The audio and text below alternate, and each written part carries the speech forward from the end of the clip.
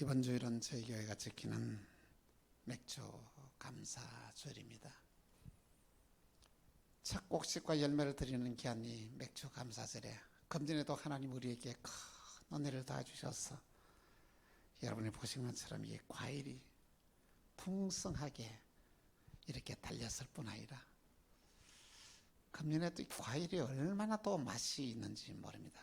그만큼 날씨가 좋았다는 이야기가 되겠죠. 감사의 절기는 참으로 놀라운 복된 귀한 절기입니다.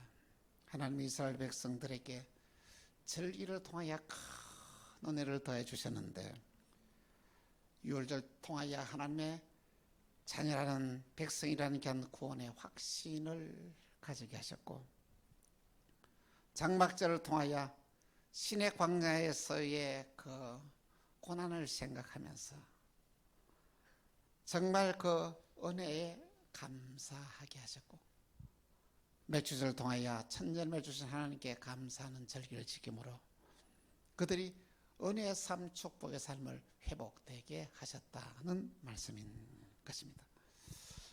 더더욱 하나님은 이 신약 시대에 하나님께서 맥주절 오순절에 주신 큰 은혜가 있는데, 여러분이 잘 아는 것처럼 백신문도가 함께 기도하는 그 자리에 성령이 충만하게 임하였습니다. 하나님의 자녀에게 성령이 임하였다는 것은 참으로 놀라운 은혜의 사건이요 축복의 사건인 것입니다.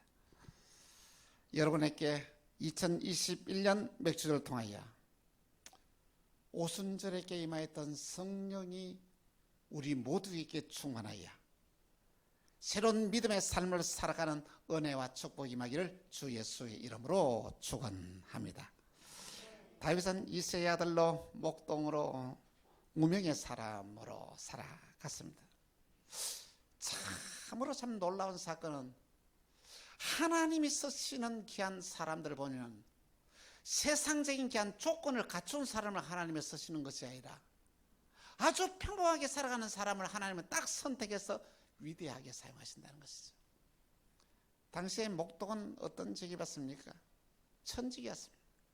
이름도 없는 무명으로 살아갔던 이 목동 다윗을 하나님이 부르시고 선택하여서 이스라엘 블레셋의 위에서 그를 통하여 그를 구원할 뿐 아니라 이스라엘의 대왕, 왕으로 하나님께서 세우셨다는 것입니다.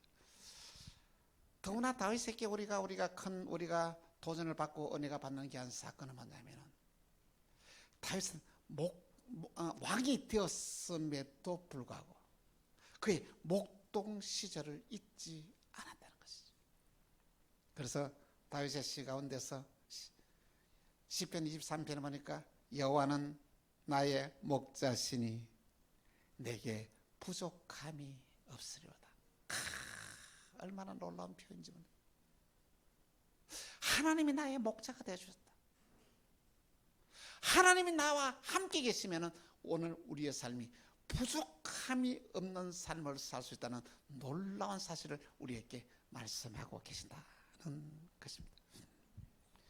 그는 지난 날을 늘 되돌아보면서, 그래, 나는 목동인데, 나는 형편없는 자인데 하나님이 나를 축복하셔서, 여러분 이런 생각이 되니까 그의 마음이 얼마나 감동이 되겠습니까? 이런 마음이 그의 마음속에 자리 잡고 있으니까 그의 삶이 어떻겠습니까?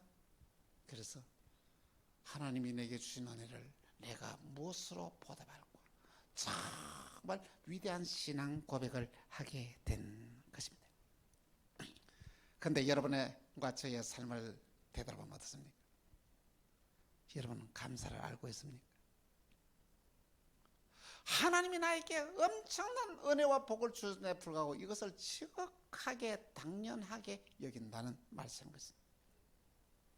하나님은 저와 여러분들을 이렇게 죄를 지어서 지옥으로 갈 수밖에 없는 귀한 자들을 하나님이 저와 여러분을 불러서 하나님의 자녀가 되는 귀한 복을 주었습니다. 이걸 여러분 어떻게 생각합니까? 그냥 공짜로 얻은 것이라고 생각하지 않습니까? 그만한 대가를 치르고 저와 여러분을 살렸다는 걸 알았습니다. 그 대가 뭡니까? 하나님의 아들 예수 그리스도가 십자가에 죽고 저와 여러분을 살렸었다는 말씀인 것입니다. 뿐만 아닙니다. 오늘 저와 여러분의 자녀들은 어떻습니까? 부모의 은혜에 대해서 고마움을 느낍니까? 엄마 정말 나를 낳아주시고 길러주시느라고 얼마나 수고하셨습니까? 정말 고맙습니다. 이런 고백을 여러분 자녀가 합니까? 만일 여러분이 자녀가 그런 생각을 하고 그런 말을 하게 되면 여러분의 자녀들은 엄청난 이 복을 받은 자인 것입니다. 그와 반대로 여러분 자녀 중에서 이렇게 생각하지 않습니까? 엄마 나에게 해준 게 뭐가 있어? 어? 먹이고 이쁘고 키우는 건 당연하지. 뭐 그 정도로 되겠어? 당연히 나를 낳았으면 공부시키고 유학도 보내고 그래도 결혼하게 되면 최소한 집이라도 한 채 사줘야지. 그렇게 생각하는 자녀들은 없습니까? 대부분의 귀한 자녀들이 부모에 대해서 고맙게 생각하지 않고 감사하게 생각하는 자가 별로 없다는 것이죠. 오늘 저와 여러분의 자녀들도 여러분의 자녀들을 신앙으로 바로 키우지 아니하면은 똑같이 세상 사람들에게 살아가는 가치관으로 여러분 자녀들도 살아갈 수 없다는 것입니다. 그런데 여러분의 자녀를 하나님의 말씀으로 바로 키우면은 하나님 여러분 자녀들을 책임집니다. 선하게 인도합니다. 부모에게 효도합니다. 부모한테 효도하라는 말을 부모가 하지 않아더라도 그렇게 효도할 수밖에 없는 존재들. 하나님의 은혜를 깨닫고 감사하는 삶을 여러분이 살아야 됩니다. 여러분이 감사하는 삶을 살아가는 모습을 여러분의 자녀에게 보여야 여러분의 자녀도 감사하는 삶을 살게 된다는 말씀인 것입니다. 감사는 우리로 하여금 놀라운 귀한 축복의 세계에 들어가게 만듭니다. 먼저 첫 번째로 구원의 은혜에 감사하라.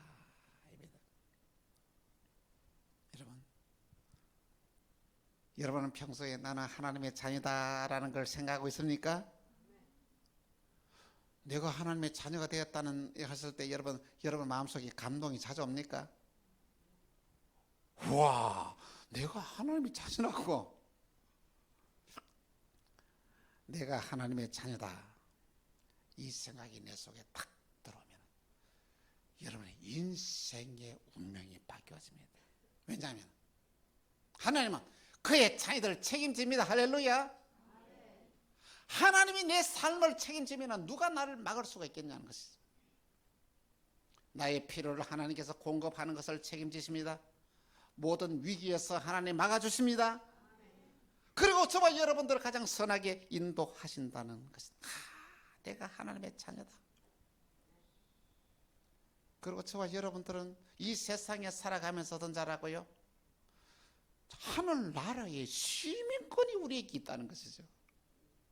미국에 살면서 미국의 시민권 받는 게 정말 대단한 축복이 아닙니까? 오늘 저와 여러분에게 무슨 시민권이 있다고요? 천국의 시민권을 가지고 살아가는 사람이라는 것이죠. 그럼 우리가 여러분들 하늘나라 백성인데 천국의 시민권이 있는데 우리가 세상을 아무렇게 살아가야 되십니까? 하나님의 자녀답게 살아가야 되죠. 오늘 시편 기자는 이렇게 표현하고 있습니다. 시편 116편 13절에 이렇게 말하고 같이 시작. 내가 구원의 잔을 들고 여호와의 이름을 부르며 할렐루야. 오늘 저와 여러분의 신앙의 삶 가운데 나는 구원받아 하나님의 백성이라는 감격 속에서 만나는 사람마다 예수님 자랑하면서 하나님을 높이는 삶을 살아가는 것이 하나님의 자녀로서의 삶이라는 말씀인 것입니다. 하나님은 그의 자녀들이 세상에 살아가면서 맹목적으로 의미 없는 삶을 살기를 원하시는 것이 아니라 하나님의 아버지의 뜻을 이루며 이 세상을 우리를 살게 하셨다는 것입니다. 요한복음 6장 40절에 이렇게 말씀하고 있습니다. 같이 시작. 내 아버지의 뜻은 아들을 보고 믿는 자마다 영생을 얻는 이것이니 마지막 날에 내가 이를 다시 살리리라. 할렐루야. 하나님 아버지의 뜻은 뭐라고요? 오늘 저와 여러분이 예수 믿고 세상에 살다가 복을 받고 살다가 천국으로 가는 영생의 복을 얻는 것이 하나님의 뜻입니다. 그것만이 하나님의 뜻이 아니고, 하나님의 저와 여러분이 하나님의 자녀가 되었는데, 하나님의 뜻은 뭐냐면은 오늘 저와 여러분이 이 세상에 살아가면서 나와 만나는 모든 사람들이 다 예수 믿고 구원받고 축복받는 삶이 하나님의 뜻이라는 말씀인 것입니다. 여러분, 하나님의 뜻을 깨닫고 있습니까? 만나는 사람마다 여러분 하나님 자랑하고 예수님 자랑하고 있습니까? 여러분과 저와 이 세상에 살아가면서 하나님의 이름을 나타내는 귀한 삶을 살아가야 된다는 것이죠. 그래서 여러분 말과 행동을 조심해야 된다는 것입니다. 왜? 우리 하나님의 자녀이기 때문에. 내가 잘못하면 누구 욕 얻어먹이요? 자식 잘못하면, 자식 못된 짓 하면 부모 욕 얻어먹이잖아요. 오늘 저와 여러분이 세상을 살아가면서 잘못된 삶에서 하나님의 이름을 욕되게 한다는 것이죠. 하나님은 그의 사랑하는 백성을 통하여 당신의 존재를 드러내기를 원하죠. 하나님의 그런 뜻을 전달하기를 원하고 있다는 것이죠. 그래서 오늘 저와 여러분 다윗처럼 내가 하나님의 자녀가 되니 하나님 감사합니다. 하나님 이름을 높이며 살게 하옵소서. 할렐루야. 주님의 이름을 전가하며 살게 하옵소서. 할렐루야. 내가 구원받은 것은 내와 주위에 있는 모든 사람들이 다 구원받는 은혜를 주옵소서. 이런 비전을 가지고 살아가는 저와 여러분 되기를 주의 이름으로 축원합니다. 두 번째로 내게 주신 하나님의 은혜입니다. 오늘 시편 기자는 하나님이 내게 주신 은혜를 내가 무엇으로 보답할까? 아주 놀랍습니다. 저는 이 말씀을 생각할 때마다 저의 가슴을, 저의 심령을 이렇게 쫙 붙잡고 있습니다. 여러분은 이 세상에 살아가면서 하나님이 여러분에게 주신 은혜를 얼마나 깨닫고 있습니까? 그리고 얼마나 감사하고 있습니까? 하나님은 저희 만나교회에 엄청난 은혜를 주셨습니다. 여러분 솔직히 한번 생각해 보자고요. 우리 교회만큼 하나님이 복을 주신 교회가 우리 여러분 주위에 있습니까? 있어요? 엄청난 은혜와 복을 우리 교회에 주었잖아요. 제가 2005년도에 5월에 부임하여 이날까지 살아온 귀한 과정들을 가만히 되돌아보니까 엄청난 은혜와 복을 우리 교회에 하나님이 주셨다는 것입니다. 교회 준비도 되지 않는데, 헌금할 사람도 없는데, 전부 다 돈도 없는데 다 빚을 내가지고 교회를 지키듯 하나님이 책임지십니다. 지셨죠? 하나님이 다 책임지시고 그 모든 빚을 다 갚게 하셨다는 거죠. 그뿐입니까? 하나님께서 다시 뉴타운 재개발로 다시 교회를 짓는데 하나님께서 충분한 보상을 받게 하셔서 이 시대에 뉴타운 단지 안에서 빚 없이 교회를 짓는다. 여러분 이거는 뭐 꿈 같은 이야기지. 이거는 얼마나 수많은 많은 교회들이 빚을 지다가 빚을 져서 어려움을 겪는 교회가 많은데 하나님이 이런 은혜를 우리에게 주었잖아요. 뿐만 아닙니다. 저희 가정에도 그렇게 은혜를 주었어요. 교회가 힘들고 어려운 귀한 과정을 겪으면서도 한 번도 한 주도 저의 사례금을 밀려본 적이 없습니다. 다 채워주었어요. 저는 그렇게 생각합니다. 하나님이 왜 나에게 이런 은혜를 주셨을까? 아무리 생각해봐도 이럴 만한 복 받을 만한 자격이 내한테는 없어요. 그런데 하나님이 이 복을 주었다는 것입니다. 그렇다면 그 이유가 있지 않겠습니까? 하나님이 왜 우리 교회에 이런 은혜를 주셨고 왜 저희 가정에 은혜를 우리에게 주셨는지 나는 그 이유가 있다고 생각합니다. 그렇습니다. 그 은혜를 보답하는 삶을 살라고 우리 교회에 이런 은혜를 주었습니다. 여러분은 어떻게 생각합니까? 여러분이 지나온 삶을 한번 되돌아보십시오. 얼마나 위기가 많았습니까? 어려움이 많았습니까? 힘든 일이 많았습니까? 근데 하나님이 그 위기와 어려움과 고비를 다 넘어게 해주었습니다. 이날까지 여러분의 가정에 주신 축복을 여러분들 한번 생각해 보셨습니까? 여러분의 가정에 주셨던 축복을 한번 기록해 보셨습니까? 엄청나지 않습니까?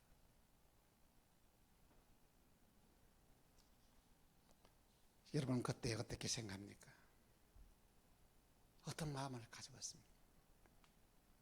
한번 따라합시다. 내게 주신 모든 은혜를 내가 무엇으로 보답할까? 한 번 더 따라합니다. 내게 주신 모든 은혜를 내가 무엇으로 보답할까? 정말 귀한 말씀입니다. 이 말씀만 여러분과 저와 여러분이 붙잡고 살아가면 여러분의 인생 운명이 달라집니다. 이 말씀 안에 엄청난 언약의 축복이 그 속에 다 들어있습니다. 이 다윗의 고백이 신앙의 고백이에요. 오늘 저와 여러분의 고백이 되기를 주 예수의 이름으로 축원합니다. 세 번째로 서원을 갚는 생활입니다. 시편 기자는 하나님 앞에 서원한 것을 갚는 삶을 그는 살았습니다. 하나님 앞에 서원을 한다. 아무나 서원할 수 있는 게 아닙니다. 그리고 그 서원을 갚는 삶을 살아가는 것도 너무 귀하고 너무나 축복된 게 삶이라는 말씀인 것입니다. 시편 116편 18절에 오늘 이 다윗이 그렇게 고백하고 있습니다. 내가 여호와께 서원한 것을 그의 모든 백성이 보는 앞에서 내가 지키리로다. 하나님 앞에 그가 서원한 것을 모든 백성들 앞에서 공개적으로 지키는 삶을 살겠다 이렇게 결단하고 선포를 합니다. 여러분, 여러분이 하나님 앞에서 서원한 것이 무엇입니까? 힘들고 어려움을 당할 때에 공경이 찾을 때 하나님 이 문제를 해결해 주시면 내가 어떻게 하겠습니다. 서원한 게 없습니다. 근데 하나님 그 문제를 다 해결하는 데는 그걸 다 잊어버리고 살지는 않았습니다. 기억하시기 바랍니다. 내가 힘들 때, 내가 어려움을 당할 때 하나님 앞에서 내가 서원한 것이 무엇인지 여러분 꼭 기억하시기 바랍니다. 그 기억하고 그것을 살려서 행하는 자가 복된 자라는 말씀인 것입니다. 오늘 저와 여러분이 이 세상을 살아가면서 아무나 하나님께 서원하고 서원을 갖는 삶을 살아가는 게 아닙니다. 이 다윗이 하나님 앞에서 서원하고 하나님 앞에서 서원을 갖는 삶을 살아간 것은 다윗은 하나님 앞에서 기도하는 사람이었다는 것입니다. 시편 116편 1절에서 2절에 이렇게 말씀하고 있습니다. 같이 한번 통독하겠습니다. 자, 시작. 여호와께서 내 음성과 내 간구를 들으심으로 내가 그를 사랑하는도다. 그의 귀를 내게 기울이심으로 내가 평생에 기도하리로다. 할렐루야. 오늘 저와 여러분이 기도하는 것을 하나님께서 귀를 기울이고 들으신다는 것입니다. 오늘 저와 여러분이 하는 말도 하나님이 귀를 기울이고 들으신다는 것입니다. 기도하는 사람은 환난과 슬픔을 이겨낼 수 있습니다. 기도하는 사람은 하나님이 반드시 후대하십니다. 기도하는 사람은 사망에서 건져주시고 눈을 눈물에서 넘어지면서 건져주신다고 약속을 했습니다. 시편 116편 7절에서 8절에 이렇게 말합니다. 한 절씩 교도합니다. 내 영혼아 내 평안함으로 돌아갈지어다. 여호와께서 너를 후대하심이로다.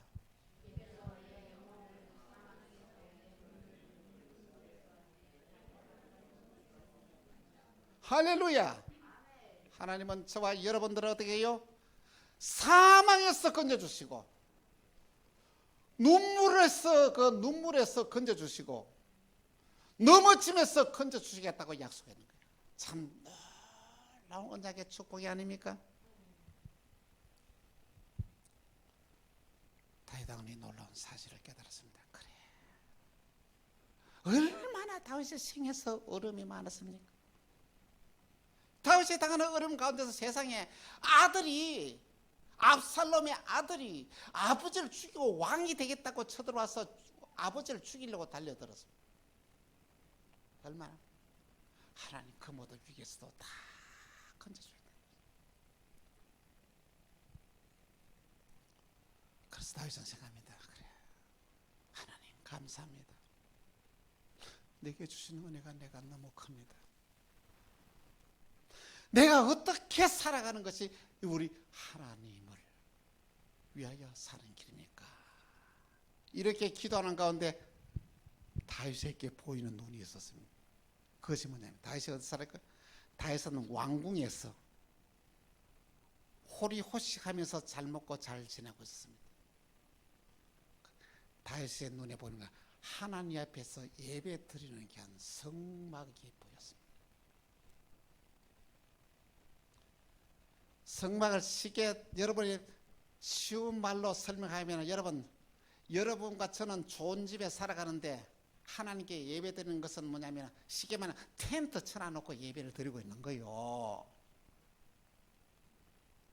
그 모습을 바라보면서 그래, 하나님, 나는 이렇게 좋은 집에 살아가는데 하나님께 예배 드리는 처소가 너무 초라합니다. 저기 뭡니까? 하나님, 나는 하나님의 성전을 짓겠습니다. 이렇게 하는 거예요. 누구한테 말했다고? 하나님께 받은 감동을 누구에게 말했다고? 당시에 나단 선지자, 지금으로 말하면 여러분 받았던 감동을 목사님께 전한 거예요. 그러니까 나단 선지자 들으니까 너무 감동되지 않습니까? 아니, 하나님의 성전을 잘 짓겠대. 아이고, 좋은 생각을 하셨습니다. 막 칭찬을 하고 했는 거예요. 그런데 나단 선지자가, 하나님, 다윗 왕이 하나님의 성전을 짓겠다고 합니다 하고 하나님께 기도했더니, 하나님 뭐라고 하시냐? 하나님, 안 돼. 다윗은 피를 많이 흘려가지고 하나님의 성전을 지을 수가 없어. 안 돼. 안 돼. 이렇게 허락하지 않는 거요. 그 다음날 이렇게 나단 선지자는 다윗 왕에게 가셔서 왕이요, 하나님이 왕이 성전 짓는 것을 허락하지 않습니까? 않습니다. 왕은 전쟁에서 피를 많이 흘리기 때문에 왕을 통해서 성전 짓는 허락하지 않고 왕의 아들 솔로몬을 통해서 이렇게 성전을 짓기를 원합니다. 그렇게 하는 게. 다윗이 기분이 좋겠어요? 기분이 나쁘겠어요? 응? 자기는 성전 짓고 싶어 가지고 말해 그렇게 막 불도 하는데 그거 안 된다 하는 거예요. 얼마나 화가 나겠어요? 그런데 다윗은 아멘 하고 받아들였어요. 내 생각은 성전 짓기를 원하는데 하나님이 짓지 말래. 아멘 하고 받아들인 거예요. 여러분은 어떻게 이 세상을 살아가고 있습니까? 여러분의 계획대로, 여러분의 생각대로 안 된다고 해서 하나님 원망한 적이 없습니까? 믿음의 사람은 내 생각대로 살아가는 삶이 아니라 하나님의 생각대로 내 삶을 바꾸는 것이 믿음의 사람이에요. 그 대표적인 사람이 사도 바울입니다. 사도 바울은 선교에 대한 엄청난 비전을 가지고 아시아, 인도를 향하여 선교 비전을 다 선교 계획의 프로젝트가 다 끝났습니다. 그런데 하나님이 기도하는 가운데서 그 프로젝트를 가는데 그것을 만약 바꾸면 정반대 방향 유럽 쪽에 마게도니아 사람이 자기를 도와라고 하는 거예요. 자기 선교 계획은 완전히 빛났습니다. 자기는 이거 하고 싶은데 하나님 저걸 하라는 거예요. 여러분 어떻게 하겠습니까? 여러분 이거 하고 싶은데 하나님이 저것 하라 하면 하나님 말 들겠습니까? 여러분 마음대로 하겠습니까? 그런데 이 사도 바울은 아멘 하고 그 성교의 모든 프로젝트를 다 포기하고 하나님이 지시한 것은 마게도냐로 갔어. 복음을 전했어. 유럽을 복음화시키는 놀라운 기적의 역사를. 여러분 이거 알아야 됩니다. 여러분의 생각보다 하나님의 생각이 더 똑똑합니다. 여러분 인정해요? 사람이 자기가 더 똑똑한 줄 알고 있는 거야. 어? 하나님의 새끼 수천만 배로 더 똑똑합니다. 여러분의 생각대로 살지 마시기 바랍니다. 하나님의 생각대로 살기 바랍니다. 다윗이 그렇게 살아요. 아멘 아바드. 아멘. 하나님 그렇게 살겠습니다. 저는 성전을 지을 수 없으니까 하나님의 성전을 짓기 위해 나는 이제는 준비를 하겠습니다. 그러면서 다윗이 하나님 앞에서 어떻습니까? 헌금을 들었어요. 여러분, 다윗 왕이 하나님 앞에 헌금을 얼마 들은지 알고 계십니까? 어느 정도 들었을까요? 역대상 29장 4절에서 5절입니다. 곧 오빌의 금 3천 달란트와 수는 7천 달란트라 모든 성전 벽에 입히며 금, 은 그릇을 만들어 장인의 손으로 하는 모든 일에 서게 하였으니 오늘 누가 절거이 손에 채워 여호와께 드리겠느냐. 자기가 하나님께 헌금을 드리고 그의 방백과 그의 모든 직원들과 온 나라 백성으로 통하여 하나님 앞에서 헌금을 하게 했습니다. 그러면 온 나라 백성들이 헌금을 얼마나 한지 아십니까? 역대상 29장 6절에서 7절 같이 한번 통독하겠습니다. 시작.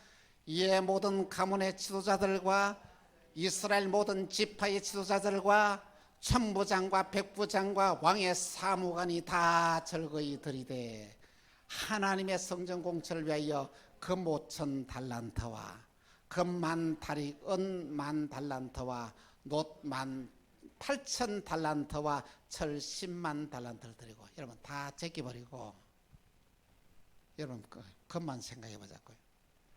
다윗이 3,000 달란트를 드리고 온 그 나라 모든 백성들이 모든 왕족과 귀족들이 얼마 들었다고요? 5,000 달란트를 들었어요. 그러면 이게 어떻습니까? 온 나라 백성들이 다 드리는 것의 61%를 누가? 다윗 왕이 드렸다는 것이죠. 그러면은 금 3,000 달란트가 얼마나 돈이 되는지 아십니까? 1달란트가 35kg. 금 35kg. 지금으로 말하면 5억. 한 달란트가 5억을 하는데 3,000 달란트를 드리는 게 얼마입니까? 15조. 15조의 헌금을 한 사람이 했다는 거죠. 15조, 15억도 아니고 1,000억도 아니고 그거 넘어 15조를 하나님께 드렸다는 거죠. 대단하지 않습니까? 아마 인류 역사에서 다윗만큼 많이 헌금을 한 사람이 있을까요?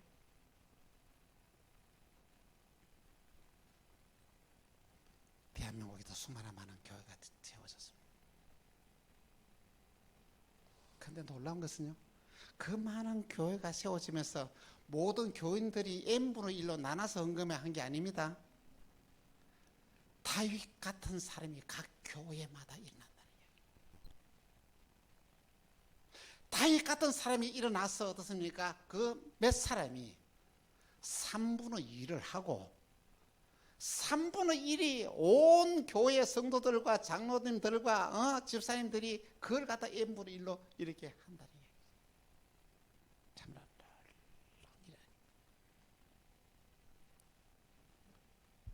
여러분, 하나님은 다윗은 이런 방법으로 하나님께서 그 은혜를 보답하는 사람이다. 여러분은 어떻게 이 은혜를 보답하는 삶을 살기를 바랍니까? 여러분과 저에게 주신 은혜가 너무 많잖아요. 어떻게 보답하려고 그럽니까? 다윗이 그토록 짓고 싶었던 이 성전을 다윗은 못 짓는데 저와 여러분들은 지을 수 있는 복을 주었잖아요. 이 보통 복이 아니잖아요. 다윗처럼 그런 헌금을 하기를 원합니까? 하십시오. 하나님의 성전이 지어지는데 어려움을 당하도록 기도하기를 원하는 사람들 기도하십시오. 성전을 지었을 때 한 280석 정도가 되는 데에, 그러면은 나는 하나님 280석을 자리를 내가 다 채우겠습니다 결심하고 순종하며 하십시오. 여러분이 하는 것만큼, 교회를 위해서 충성하는 만큼, 헌신하는 만큼, 봉사하는 만큼, 그때 무엇이 따르겠습니까? 언약의 축복이 따라오게 된다는 것입니다. 여러분, 우리 이렇게 살아서 되겠습니까? 맥주 감사를 통하여 우리의 삶을 한번 바꾸자고요. 생각을 바꾸자고요. 삶의 목적을 한번 바꿔보자고요. 우리 모두 구원의 감격을 회복하십시오. 감사를 회복하십시오. 잃어버렸던 은혜를 회복하십시오. 맥주 감사절 첫 곡을 들으면서 우리들이 잃어버렸던 모든 축복을 회복하여 언약의 축복의 삶을 살아가는 저와 여러분이 다 되시기를 주 예수의 이름으로 축원합니다. 기도하겠습니다. 주님 감사합니다. 오늘 우리에게 풍성한 은혜를 주시니 감사합니다. 내게 주신 은혜를 내가 무엇으로 보답할까? 믿음의 결단으로 우리의 삶을 회복하기를 소망하고 원하오니 주님이 우리를 붙잡으시고 사용해 주시사 주님이 원하는 복된 삶을 살아가는 만나게 모든 권속들이 되게 하여 주옵소서. 사랑합니다. 축복합니다. 주 예수 그리스도 이름으로 기도합니다. 아멘.